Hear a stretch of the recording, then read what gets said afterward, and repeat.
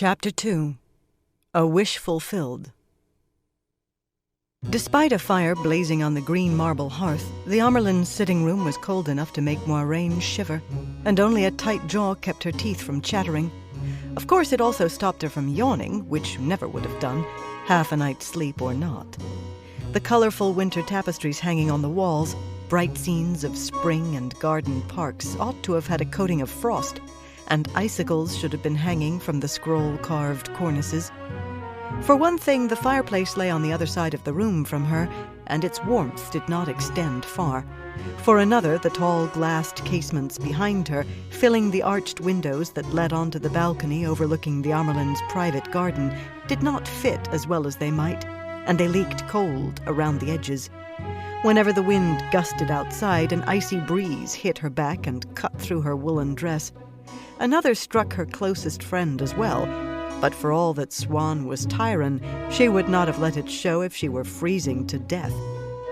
The Sun Palace in Cairhien, where Moiraine had done most of her growing up, had often been as cold in winter, yet there she had never been forced to stand in drafts. The chill seeped from the marble floor tiles through the flowered Ilianer carpet, and Moiraine's slippers too. The golden great serpent ring on her left hand, the snake biting its own tail that symbolized eternity and continuity and an initiate's bond to the tower, felt like a band of ice. When the Amyrlin told an accepted to stand over there and not bother her, however, the accepted stood where the Amyrlin pointed and tried not to let her notice any shivers. Worse than the cold, really, was the heavy smell of acrid smoke that even the heavy drafts could not dispel. It was not the smoke of chimneys, but of burned villages around Tar Valon. Concentration on the cold kept her from fretting over the smoke and the battle. The sky outside the windows held the gray of early morning now. Soon the fighting would begin again, if it had not already. She wanted to know how the battle was going. She had a right to know. Her uncle had started this war. She certainly did not excuse the Aiel in the slightest for the destruction they had brought to Cairhien, city and nation, but she knew where the ultimate blame lay. Since the Aiel arrived, though, accepted had been confined to the tower grounds as strictly as novices. The world outside the walls might as well have ceased to exist. Reports came at regular intervals from Azil Marid, High Captain of the Tower Guard, but the contents were not shared with anyone except full sisters, if with them. Questions about the fighting addressed to Aes Sedai earned admonitions to concentrate on your studies, as though the largest battle fought since Arthur Hawkwing's time, and practically under her nose, was a mere distraction. Moiraine knew she could not be involved in any meaningful way, not in any way really, yet she wanted to be, if only by knowing what was happening. That might be illogical, but then she had never thought she was going to join the White Aja once she gained the shawl. The two silk-gowned women in shades of blue, seated on opposite sides of the small writing table on one side of the room, gave no sign that they were aware of the smoke or the cold, though they were almost as far from the fireplace as she. Of course, they were Aes Sedai, with ageless faces, and for the smoke, they had certainly seen the aftermath of more battles than any general. They could remain serenity made flesh if 1,000 villages burned right in front of them. No one became Aes Sedai without learning to control her emotions at need, inwardly and outwardly. Tamra and Gitara did not seem tired, though they had taken only catnap since the fighting began. That was why they had accepted in attendance all night, in case they wanted errands run or someone brought to them. As for the cold, neither cold nor heat touched sisters the way it did other people. They always appeared unaware of either. Moiraine had tried to work out how that was done. Every accepted tried sooner or later. However it was worked, it did not involve the one power, or she would have been able to see the weaves, or at least feel them. Tamra was more than simply Aes Sedai. She was the Amyrlin seat, the ruler over all Aes Sedai. She had been raised from the blue, but of course the long stole draped on her shoulders was striped in the colors of the 7 Ajas, to show that the Amyrlin was of all Ajas and none. Over the history of the tower, some Amyrlins had taken that more literally than others. Tamra's skirts were slashed with all 7 colors, though that was not required. No Aja could feel itself advantaged or disadvantaged with her. Beyond the tower, when Tamra Ospenya spoke, kings and queens listened, whether they had Aes Sedai advisors or hated the White Tower. That was the power of an Amyrlin seat. They might not take her advice or obey her instructions, but they listened, and politely. Even the High Lords of Tyr and the Lord Captain Commander of the Children of the Light did that much. Her long hair, lightly streaked with gray and caught in a jeweled silver net, framed a square, determined face. She usually got her way with rulers, but she did not take her power lightly or use it indiscriminately, either outside the tower or inside. Tamra was fair and just, which were not always the same thing, and she was often kind. Moiraine admired her greatly. The other woman, Tamra's keeper of the chronicles, was a different matter altogether. Perhaps the second most powerful woman in the tower, and certainly at least equal to the sitters, Gitara Moroso was always just and usually fair, but kindness never seemed to occur to her. She was also flamboyant enough for a green or a yellow. Tall and close to voluptuous, she wore a wide necklace of fire drops, earrings with rubies the size of pigeons' eggs, and 3 jeweled rings beside her great serpent ring. Her dress was a deeper blue than Tamra's and brocaded, and the keeper's stole on her shoulders, blue, since she also had been raised from the blue, was nearly wide enough to be called a shawl. Moiraine had heard that Gitara still considered herself a blue, which would be shocking if true. The width of her stole certainly spoke in favor of the Whispers. That was a matter of personal choice. As with all Aes Sedai, once they had worked long enough with the One Power, it was impossible to put an age to Gitara's face. At a glance, you might think she was no more than 25, perhaps less. Then a second glance would say a youthful 45 or 50, and still just short of great beauty, while a third changed it all again. That smooth, ageless face was the mark of Aes Sedai, to those who knew. To those who did not know, and many did not, her hair would have added to the confusion. Caught with carved ivory combs, it was white as snow. By whispered rumor, she was over 300 years old. Very old, even for an Aes Sedai. Speaking of a sister's age was extremely rude. Even another sister would be given a penance for it.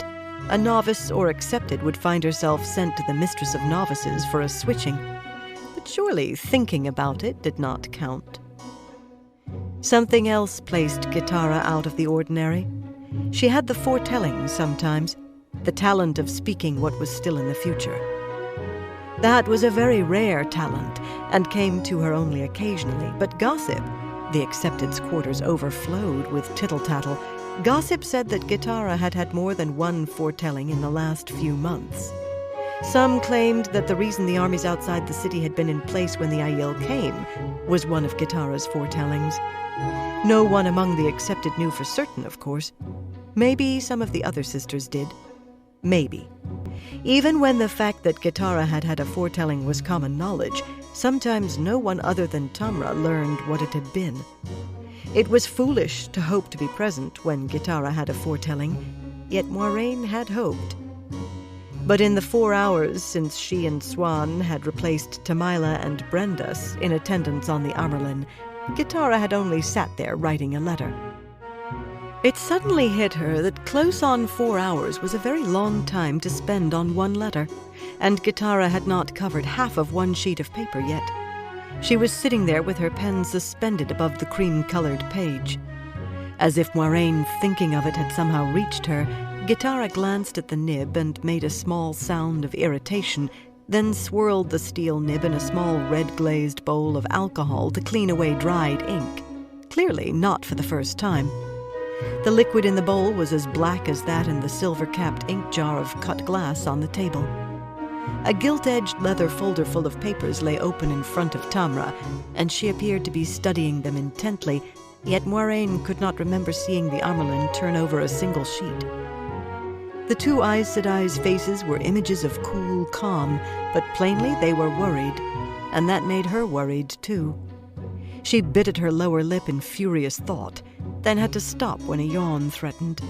The biting, not the thinking. It had to be something to make them worry today in particular.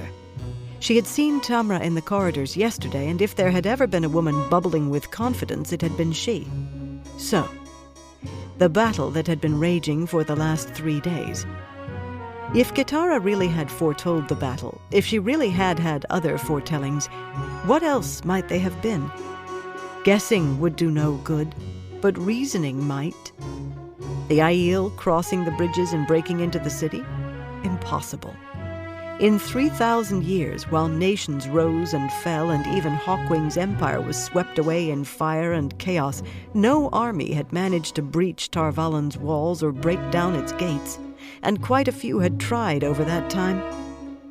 Perhaps the battle turning to disaster in some other way. Or something needed to avoid disaster? Tamra and Gitara were the only 2 Aes Sedai actually in the tower at that moment, unless some had returned in the night. There had been talk of injured soldiers in such numbers that all sisters with the smallest ability at healing were needed, but no one had said straight out that that was where they were going. Aes Sedai could not lie, yet they often spoke obliquely, and they were not above misdirection. Sisters also could use the power as a weapon if they or their warders were in danger. No Aes Sedai had taken part in a battle since the Trolloc Wars, when they faced Shadow Spawn and armies of Dark Friends, but perhaps Gitara had foretold disaster, unless Aes Sedai joined. But why wait until the 3rd day? Could a foretelling be that detailed? Maybe if the sisters had entered the battle earlier, that would have caused... Out of the corner of her eye, Moiraine saw Siuan smiling at her. That smile turned Siuan's face from handsome to pretty and made her clear blue eyes twinkle. Nearly a hand taller than Moiraine, Moiraine had gotten over the irritation she had once felt at being shorter than nearly all the women around her, but she could never help noticing height. Taller and almost as fair-skinned as she, Siuan wore her formal acceptance dress with an air of assurance that Moiraine had never quite mastered. The high-necked dresses were the purest white, except for the bands at hem and cuffs that copied the Amyrlin's 7-colored stole. She could not understand how so many sisters of the White Aja could bear to wear white all the time, as if they were forever in mourning. For her, the hardest thing about being a novice had been dressing in plain white, day after day. The hardest aside from learning to control her temper, anyway. That still dropped her in hot water now and then, but not so often as during her first year. "We'll find out when we find out," Siuan whispered with a quick glance at Tamra and Gitara. Neither moved an inch. Gitara's pen was held over the letter again, the ink drying. Moiraine could not help smiling back. Siuan had that gift, making her smile when she wanted to frown and laugh when she wanted to weep. The smile turned into a yawn, and she looked hastily to see whether the Amyrlin or the keeper had noticed.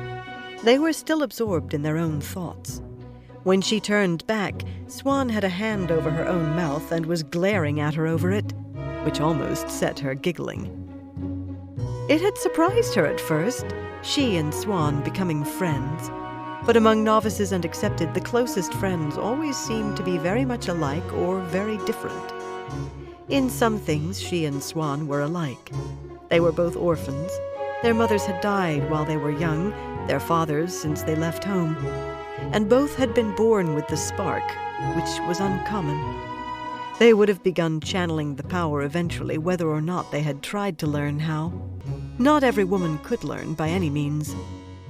That was where the differences began, before they arrived in Tar Valen, and it was not just that Siuan had been born poor and she wealthy.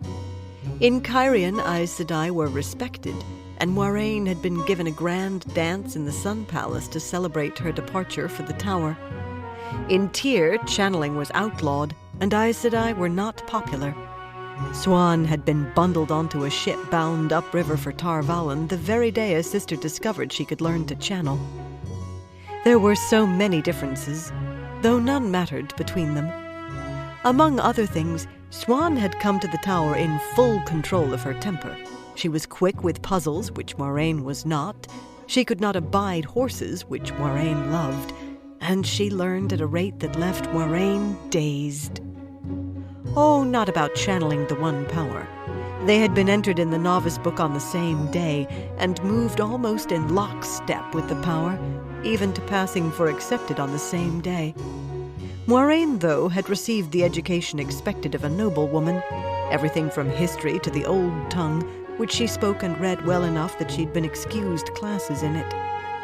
The daughter of a Tyran fisherman, Siuan arrived barely able to read or do more than the simplest arithmetic, but she had soaked her lessons in like sand soaking up water. She taught the old tongue to novices now, at least the beginning classes. Siuan Sanche was held up to novices as an example of what they should aspire to. Well, both of them were. Only one other woman had ever finished novice training in just 3 years. Elida Aroyhan, a detestable woman, had completed her time as accepted in 3 years too, also a record, and it seemed at least possible that they might match that as well. Moiraine was all too aware of her own shortcomings, but she thought that Siuan would make a perfect Aes Sedai. She opened her mouth to whisper that patience was for stones, but wind rattled the casements and another blast of freezing air hit her. She might as well have been standing in her shift for all the protection her dress gave. Instead of whispering, she gasped, loudly. Tamra turned her head toward the windows, yet not because of Moiraine. The sound of distant trumpets suddenly was floating on the wind, dozens of them. No, hundreds. To be heard here inside the tower, there would have to be hundreds. And the sound was continuous, call rolling over call. Whatever the cause, it must be urgent. The Amyrlin closed the folder lying before her with a slap. "Go see if there's news from the battlefield, Moiraine." Tamra spoke almost normally, but her voice held an unidentifiable edge, a sharpness. "Siuan, make some tea. Quickly, child." Moiraine blinked. The Amyrlin was worried, but there was only one thing to do. "It will be as you say, Mother," she and Siuan said together without hesitation, offering deep curtsies, and turned for the door to the anteroom beside the fireplace. The gold-chased silver teapot sat on a rope-work tray on a table near that door, along with a tea canister, a honey jar, a small pitcher of milk, and a large pitcher of water, all in worked silver. A second tray held cups made of delicate green seafolk porcelain. Moiraine felt a faint tingle as Siuan opened herself to the source and embraced Saidar, the female half of the power. A glow surrounded her, though it would be visible only to another woman who could channel. Normally, channeling to do chores was forbidden, yet the Amyrlin had said quickly. Siuan was already preparing a thin thread of fire to bring the tea water to a boil.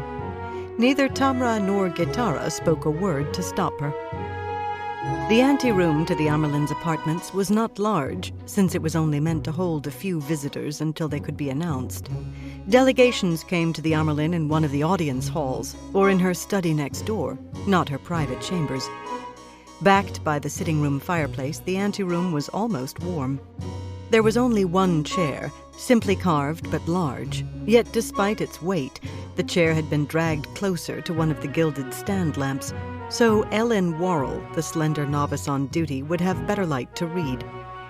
Facing away from the sitting room door and intent on her wood-bound book, she did not hear Moiraine cross the fringed carpet. Elin should have felt her presence long before she was close enough to peer over the child's shoulder. Not really a child, since she had been 7 years a novice and had come to the tower at 18, but a novice was referred to as a child no matter her age. For that matter, Aes Sedai called accepted child, too. Moiraine had been able to feel the child's ability to channel soon after entering the room. Elin certainly should have been able to sense hers from this near. One woman who could channel could never sneak up on another if the second was paying attention. Peering over Elin's shoulder, she recognized the book instantly. Hearts of Flame, a collection of love stories. The tower library was the largest in the known world, containing copies of almost every book that had ever been printed, but this was unsuitable for a novice. Accepted were granted a little leeway. By that time, you knew that you would watch a husband age and die, and your children and grandchildren and great-grandchildren, while you changed not at all. But novices were quietly discouraged from thinking about men or love, and kept away from men entirely. It would never do for a novice to try running away to get married, or worse, to get herself with child. Novice training was purposefully hard. If you were going to break, better it happened as a novice than as a sister.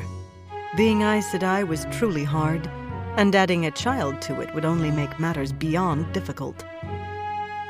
"You should find more appropriate reading, Elin," Moiraine said levelly, "and pay more attention to your duties."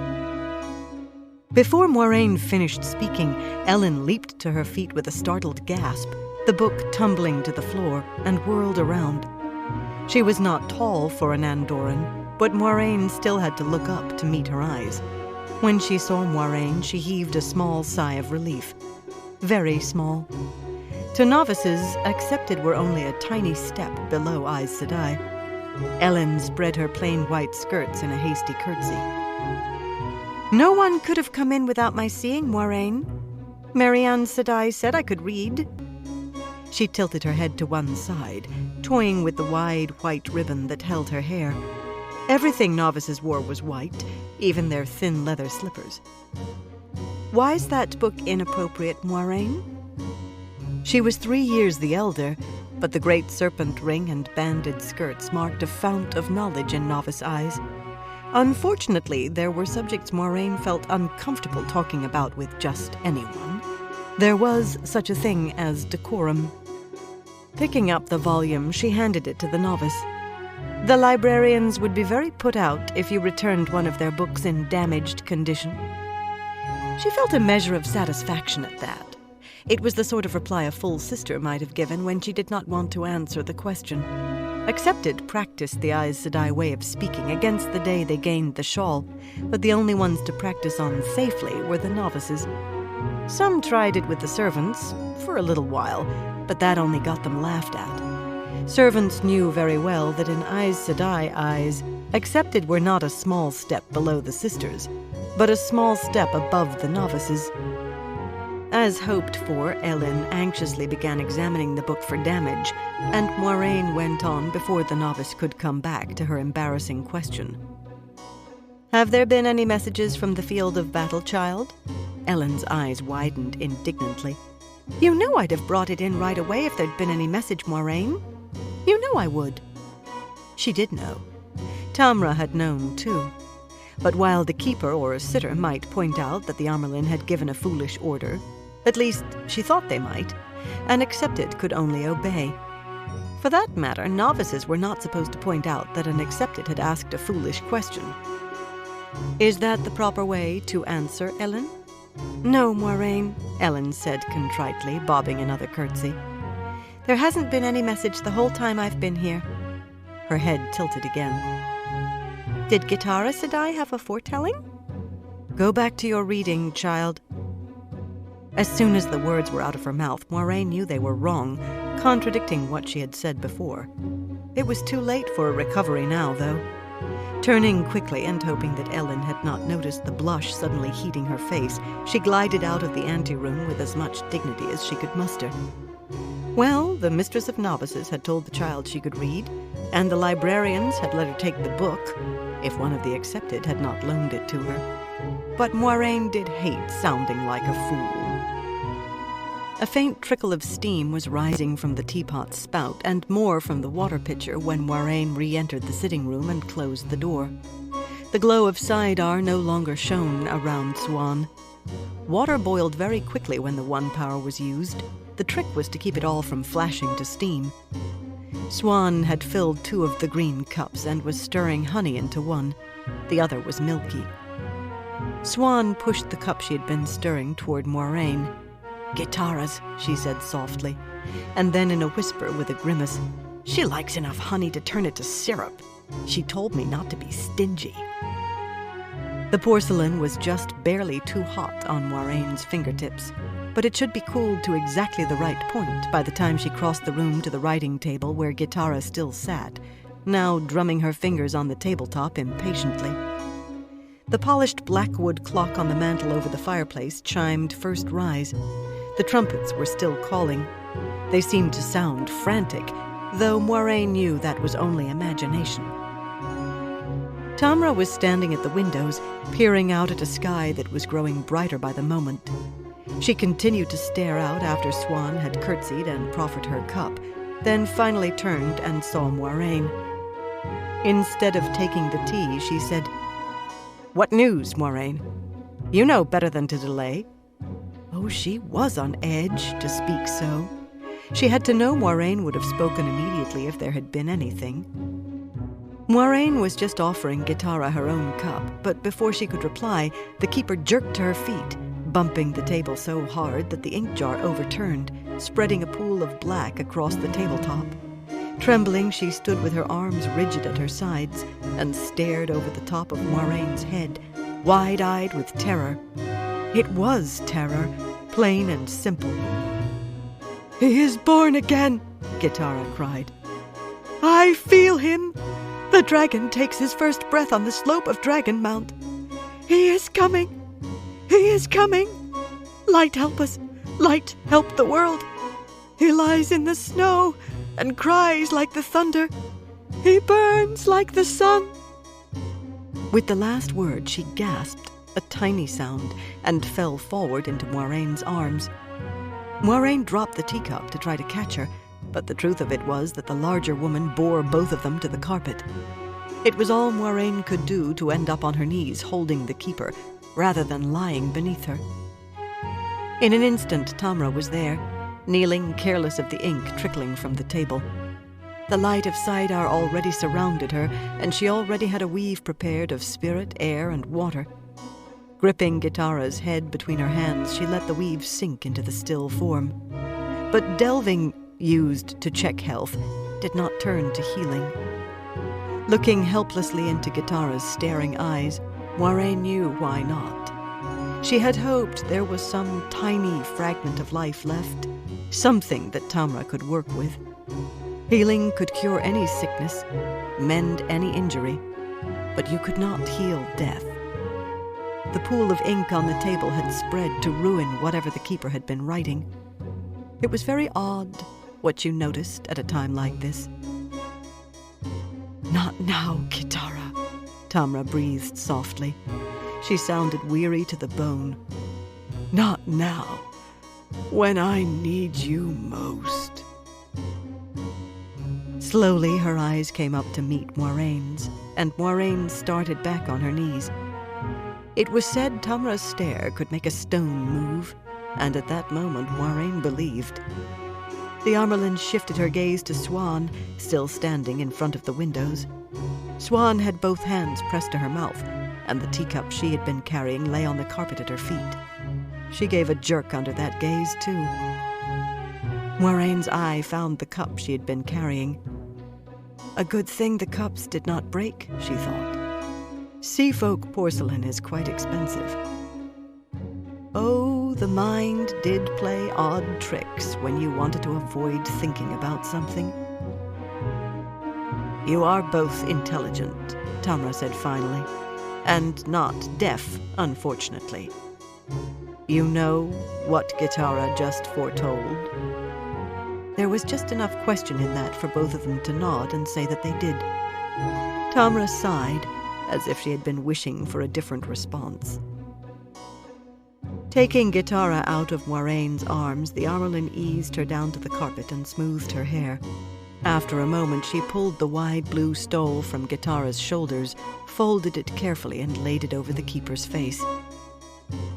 "With your permission, Mother," Siuan said in a husky voice, "I'll send Elin to fetch the keeper's serving woman to do what's needful." "Stay," Tamra barked. That iron-hard gaze studied them both. "You will tell no one about this. Not for any reason. If necessary, lie. Even to a sister. Gitara died without speaking. Do you understand me?" Moiraine nodded jerkily and was aware of Siuan doing the same. They were not Aes Sedai yet. They still could lie, and some did occasionally, for all their efforts to behave like full sisters. But she had never been expected to be ordered to, especially not to Aes Sedai, and never by the Amyrlin seat. "Good," Tamra said tiredly. The novice on duty is named Elin. Send Elin in to me. I'll tell her where to find Gitara's woman. And make sure that Elin had heard nothing through the closed door, obviously. Otherwise the task would have been Siuan's or Moiraine's. When the girl comes in, the two of you may go. And remember, not a word. Not one. The emphasis only drove home the peculiarity. An order from the Amyrlin seat was to be obeyed as if on oath. There was no need to emphasize anything. I wished to hear a foretelling, Moiraine thought as she made her final curtsy before leaving. And what I received was a foretelling of doom. Now she wished very much that she had been more careful of what she wished for.